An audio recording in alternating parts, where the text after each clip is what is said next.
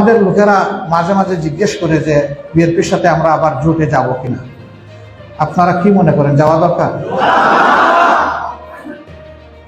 এগুলো আমরা সবাই চোখের সামনে দেখছি না।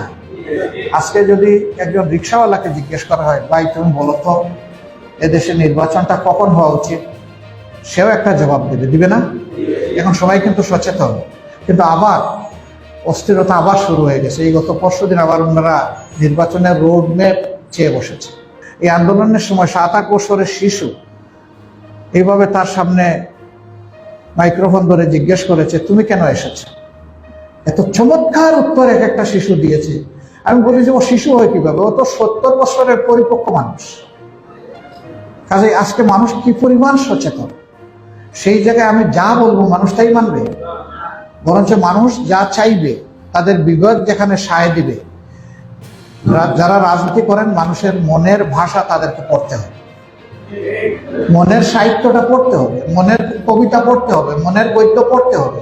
যদি মানুষের মনের গদ্য পড়তে না পারি আমরাও ব্যর্থ হব, এটা বুঝতে হবে আমাদের। তো আলহামদুলিল্লাহ আমরা এই জন্য আল্লাহর শুকরিয়া আদায় করি যে আমরা আমাদের জানা মতো ওই ধরনের বাড়াবাড়ির দিকে এখনো আমরা যাইনি।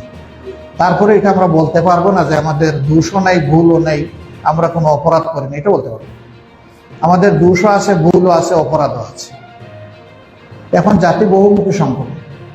একদিকে শহীদ পরিবারগুলো আহাজারি করছে, আহতরা হাসপাতালের বেডে কাতরাচ্ছে, পা হারা, হাত হারা, চোখ হারা, কি কষ্টের মধ্যে তারা আছে। আবার ইতিমধ্যে বন্যার ভয়াবহতা শুরু হয়েছে।